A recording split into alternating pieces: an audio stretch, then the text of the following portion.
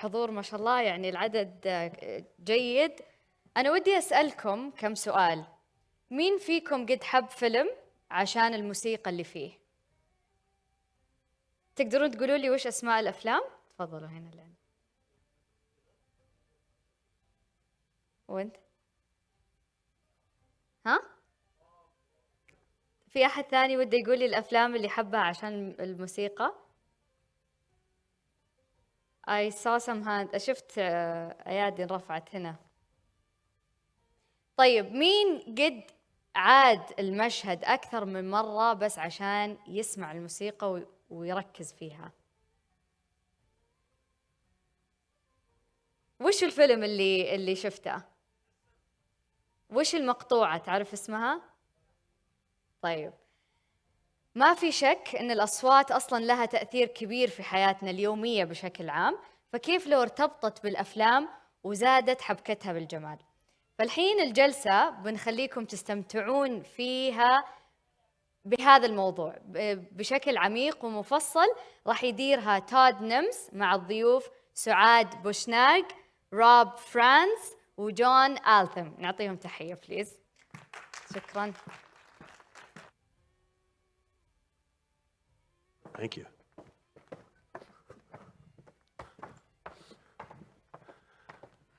Good evening, Riyadh.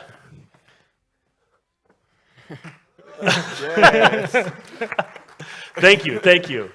We're That's good. You're hardcore. You've been here a long time. I like that. So welcome. Obviously, we're all here because we're advertising beige suits. This was not coordinated. So we're happy to have you all. We have an exciting panel here tonight. We're going to be talking about music, composition, the film score that is very essential to a film. I'm sure if any of you ever had the experience of being in a theater and watching something with a beautiful picture, you could have marvel, great graphics, but have you ever had the sound not good? You've probably said to yourself, I don't know, something about that film, not so great. But if you ever see the opposite, where you have some documentary, maybe bad footage, but the sound is amazing and it's great, you walk away going, God, it's a really professional thing. And I think that illustration shows you that a lot of people don't realize this, I think, getting into film in the beginning, but sound's actually more important than the visual. And it's something that a lot of first-time filmmakers take for granted. And today, we're going to kind of walk through, we've got our lovely panelists here, we're going to kind of look at that journey for you filmmakers in the audience of kind of working with sound, right? Wanting to get the perfect score for your film and what you do. So we're going to start with John. John, founder of the Soundwave Studios. John, you've been doing basically executive music producing for the last 6 years. You come from a composition background yourself. Why don't you start us off with how can, when someone's thinking about their music for their film, how can they set everything up correctly, and what's the process to kind of start working with a composer, and how can they get them off on the right foot? Sure. I mean, with Soundwave Studios, we tend to get involved in productions as early as possible. So we typically get involved right at the development stages, when you're even pre-budgeting, typically. And the reason being is because quite often, one of the things that we've noticed in the past is that, the budgeting for composition generally is more of an afterthought.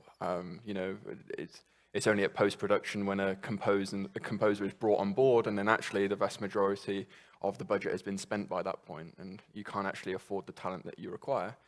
So I think one of the first steps really is getting in early stage with a music team or a composer, so that you can try and realize that vision as close to what you want, really, really early on in that process. And as a result, that could involve, what are your realistic expectations for what the score is going to be? How would you like it to sound? What are maybe the references and guide tracks in terms of what your current vision is for this project? And equally then from a financial perspective, well, what does that mean? How much is it going to cost, and how can we realize the sound and impact that your film is going to have in a realistic way moving forward. And I think that's really, really important to have those realistic discussions early. You know, one of the things I've noticed in the past is that there's always been an apprehension about talking about the budget in detail, you know, producers generally being closed off in terms of what the overall budget is and what they've got available for score.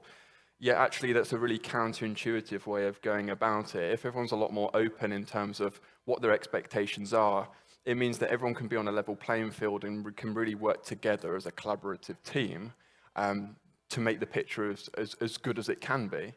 You know, and then from there, it's just a case of, you know, then us, in our case, then sourcing the most appropriate composer for the role, so that we can realize the vision that's been intended by the director.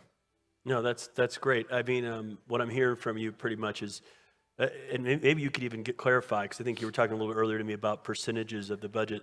Sure. What should they be thinking about in terms of percentage that goes towards the score? Sure. I mean, quite typically, as a music department as a whole, I would increase that quite significantly.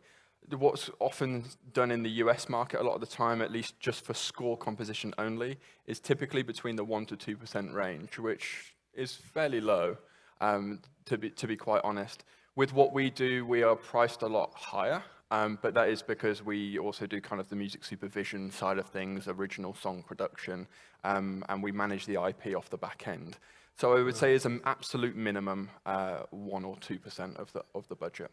Great. I mean, that's a minimum. I think you guys go higher for a couple of reasons, and I want to go to the next one, but just to touch a little about what you do unique, because I think you guys have changed a couple of things that I think is important for, I think we've got a very loose and new dynamic filmmaking community here, and they want to do things in a new way, and I think that's what you guys are doing. So if you could talk a little bit about how you're referring a little to the artist and getting kind of tracks and why you do what they do and getting those audiences working. Remember? Sure. So like with any film production, you know, the idea is also to get your story heard by as many people as possible.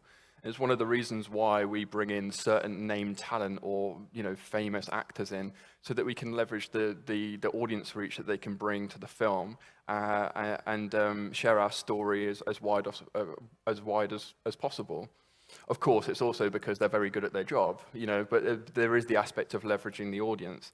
And there's a real opportunity to do that through the music perspective, and we do that with original song production, so that we bring in an artist, we produce an original song that's in keeping with the tone or backstory of the characters, for example, and we therefore then leverage the artist's audience back onto the film. So it's a new market that they would never have ever have got before. That's great. So you're finding artists that already have followings, getting them, putting them on, and then I believe you're also then releasing that soundtrack. Correct. And exploiting that as a very important part of even the film financing and that kind of thing, but also the artists you're giving to, from my understanding before, some of those, a lot bigger cut of that to help promote and get them to promote what they do. Is that correct? That's right. And then it's managing the royalties off the back end, so that the composers and the performers we've worked with on the soundtrack or the score are getting paid fairly, which is really, really important. But equally, on top of that, ensuring that also the film production company, they get a share of our, in our example at least, they get a percentage share of our revenues as well moving forward. So the whole point is that it really starts to flush out that ecosystem, make it as vibrant as possible, and to really push creativity as much as it can within the sector. That's great, and I think we have because there's a lot of social media and people on music here, especially some very popular Saudi artists. I think that could definitely be used by filmmakers here to push a different kind of virality. So thank you for sharing that. So you just said how we kind of set things up. Well, now we get to the composer, Sa'ad, award-winning composer. Recently you did the composition for Hanging Gardens, which was a winner of the Red Sea Film Festival, also was in Venice. So why don't you tell us a little bit about how filmmakers, directors, people can work with you, or maybe composers themselves, and we can kind of hear from you on that process and how people can get the best results. So usually I'm approached by a producer or a film director with either a fine cut or the locked picture. We sit together, we do something that's called a spotting session, where we decide which scenes in the film need music and why. And when I say music, it can be anything from something as simple as atmospheric tracks to something as big as a Hans Zimmer epic track. The way I approach film scoring, and which pretty much every film composer approaches it, is that we are craftspeople, we are not artists. Meaning there is zero room for ego, for the artist's ego, when you are a film composer. My job is to bring the director's vision to life. So I need to have a conversation with the director and know what their vision is for the music. And the director doesn't need to speak in any musical terms with me. We only speak emotions. You know, it's my job to speak film as someone who's being hired by the director and producer. Absolutely. And the idea of being a craftsperson is that you are producing functional art.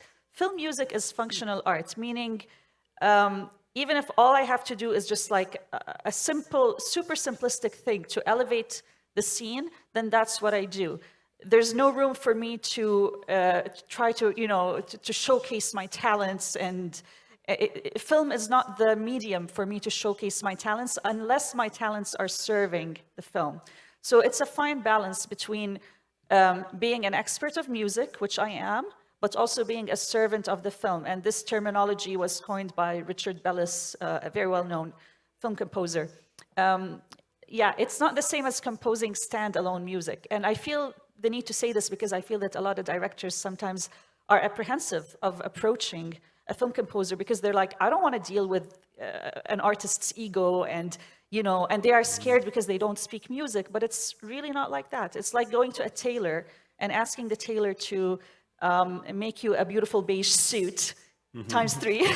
And you know that the tailor needs to make sure it's exactly what you want. It needs to fit you perfectly. And that's my job, basically. Yep. That's fantastic. So yeah, you talked a little bit about the process of you guys do the spotting session.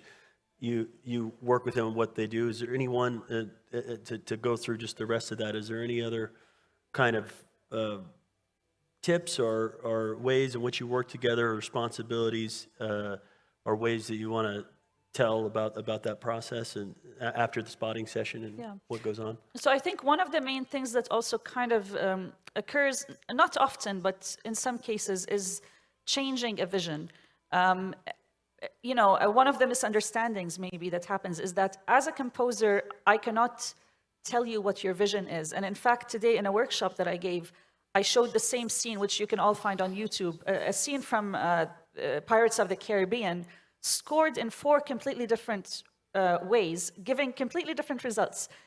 Meaning any scene in a film can be scored in a million ways and give you a million, you know, emotions.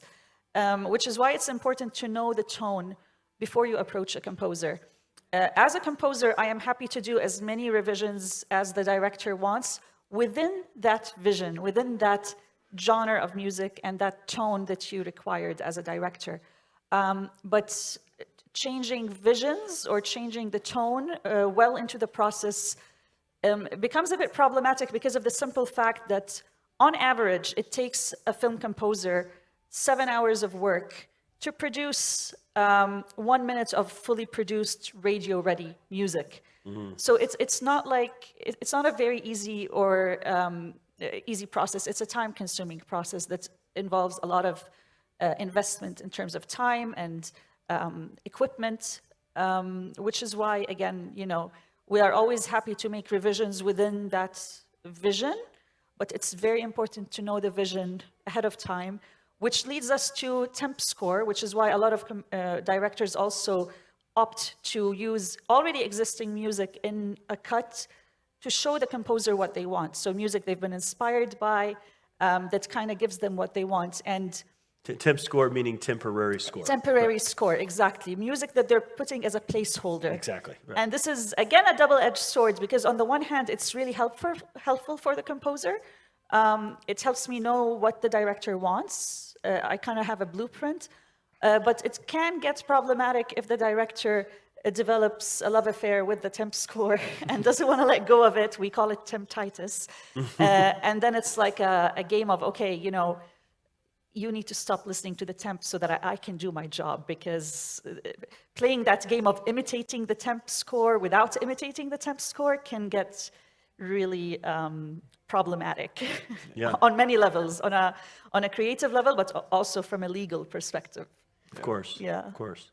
Well, there's some very good practical tips you're giving in there. But it sounds like the last one is, because I imagine you could run into a situation where they're telling you one way to do something, and at the last minute it changes entirely different, you know, and that's almost like the equivalent of if you're shooting something that's a one genre, and then, you know, I'm shooting this crime novel, and then they say, now I want a movie in outer space. Yeah. And you have to redo the whole thing, and that's really, they should be paying twice, I think, for that kind of thing. But you need to protect yourself, I think. So, yeah. Yes, absolutely. Very good. Well, great.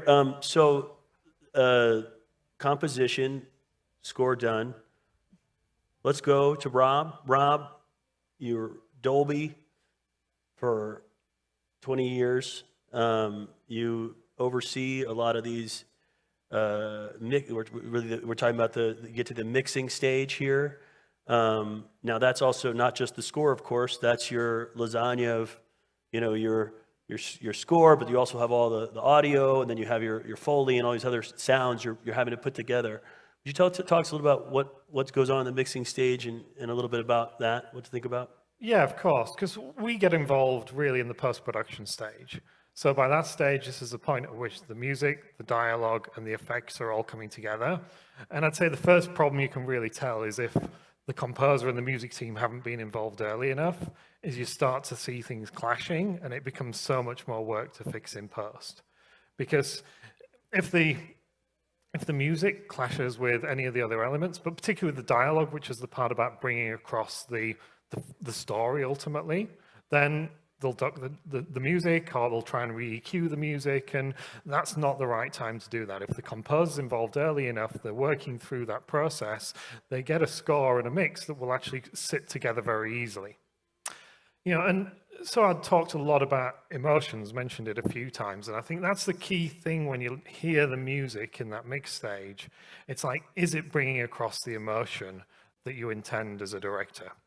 Because emotions come from two things really in movies. It's great acting, but it's the score.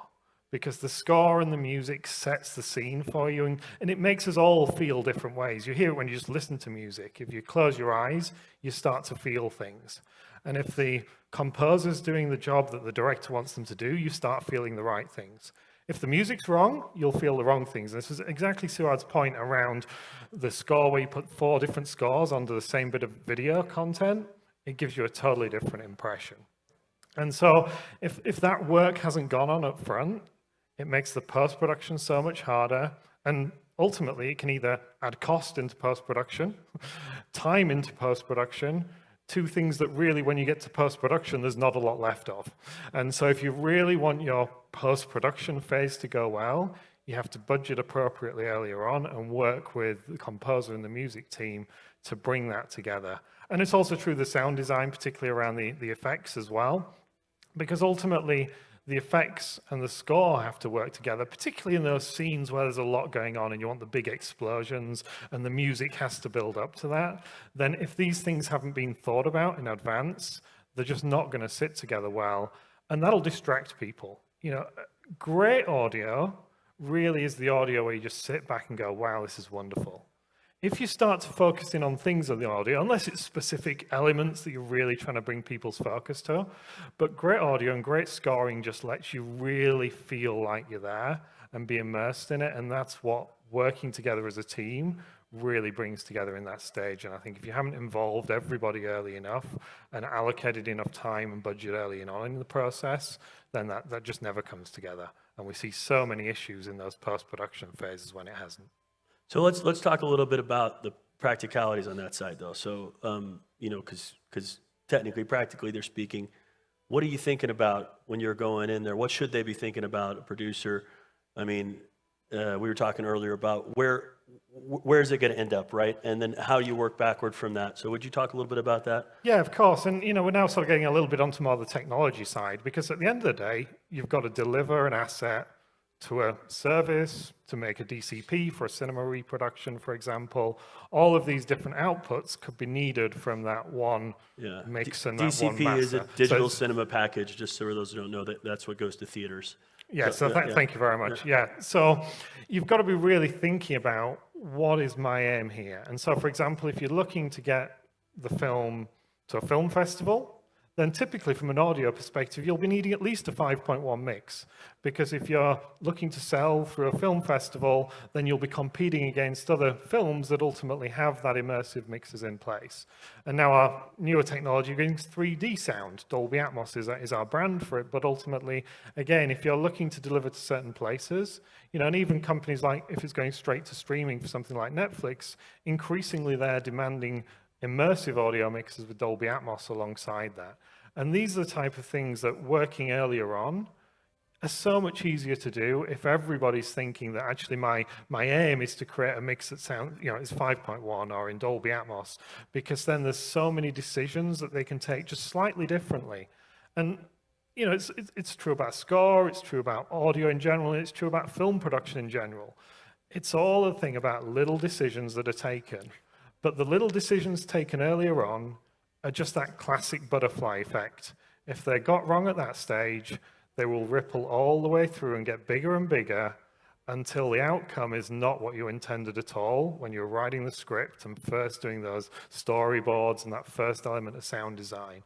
And so thinking about it from both the technical perspective about what is my technical deliverable is just as important in many ways as the vision, because then you can allow everybody to understand what we're trying to aim to deliver. Yeah, that's a very good point. So I think in summary, kind of you're saying, you know, think about where this film's going to end up, right? A lot of filmmakers out here might be doing something just to go to festivals. However, Saudi Arabia, of course, all new cinemas, right? Every cinema here, we have maybe 5 years old cinemas is the max, the oldest cinemas, just 5 years old. A lot of them have Dolby Atmos, which, you know, for those of the audience that are not familiar with the different kinds of sound systems, we talk about 5.1, 7.1. Dolby Atmos really is the most advanced. Dolby Atmos puts speakers in the ceiling as well in a cinema. And yes, fortunately in the kingdom, as you say, you've got to think about where it's going. Within the kingdom, there are a larger percentage of the cinemas here will have Dolby Atmos than in more established markets like the US or the UK, where I'm from. So it's really about thinking about what are people going to hear in that environment and what are they used to hearing in that environment. If you're going to play in a screen in the market where actually a lot of international content comes through, that's typically going to be mixed in Dolby Atmos. So to stand and give the sound experience alongside that, you need to be in the same sort of space. And I think you were saying earlier there is maybe plans to have Atmos mixing here, but there aren't currently any mixing Dolby Atmos in Saudi yet, right? Am I correct? Not yet, no. We're very hopeful, of course, and you know, talking to a number of partners about bringing Dolby Atmos mixing to Saudi as well. Currently, there's mixing capabilities in the likes of Egypt and a few other countries close by. But yeah, there's no mixing for Dolby Atmos yet in Saudi, but it's something we're very hopeful will come soon. Right.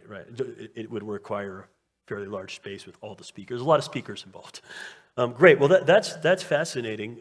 I'd like to jump back, because this is kind of the process, and maybe talk a little about, you know, because we've kind of gone through each of these stages and how working together, what are some of the other, you know, thoughts we could have, last thoughts on, because we've only got a few minutes left, on, you know, how to work together, you know, with these different components. I know you touched upon the sound designer, for instance, the composer, and how they might work together. So would you like to start? We'll go down the line. John, any? Sure. I think two things. One, to ensure that you bring in the expertise that you need as early on as possible in the process, because if done in the right way, we've established that kind of music is a massive asset to a film, but if it has been brought in with the right expertise early on, it can completely transform the film, because you've got the quality that you require or the expertise that you require. And as a result, you can even leverage that to actually raise investment or increase investor confidence. And the other thing is to come at it with no ego. Like you said before, you know, we're here to elevate the, you know, the sound of the picture and what your story is, and that should always be at the forefront. Two very good points. Thank you. I would probably mention two important relationships that need to happen during the composer's job, which is first the editor-composer relationship. Editors are actually very musical people, and it's very important, especially if the composer is involved early on in the film, to be in contact with the editor. They can use their previous music to cut the film to, or at least get fresh material off of the cutting board to start scoring. So that's a very important relationship. And the other one is the sound designer-composer relationship, which is becoming more and more important now with all the developments we have in sound. And it's to ensure that the same way we have a spotting session for where score will go, we also need a spotting session to know where heavy sound design will go, so that the composer isn't stepping on the toes of the sound designer and vice versa, so that it's complementary. Because the worst thing you ever want to hear when watching a film is sound design fighting with the score, which is fighting with dialogue, which gets us back to the lasagna example. You know, each scene is divided into layers, and they cannot trample each other. Right. They need to give room for each other. Those are two very important relationships, editor and sound designer. Thank you. That's great. Rob? Yeah, and I'll just bring up one other point we sort of haven't really touched on yet, which is really that the music, of course, is a key part of the film, but the music also has life outside of the film. You know, the soundtrack can be an important thing of both complementing the film in the long run, in creating another interest area to bring attention both to the film and the score.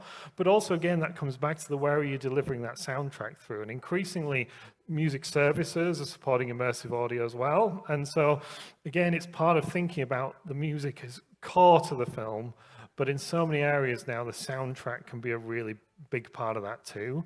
And it increases value for everybody as well. It complements the film, it supports the composers, it supports everybody in that space, and just gives another outlet for the content that's being created, but also helps pull more people in.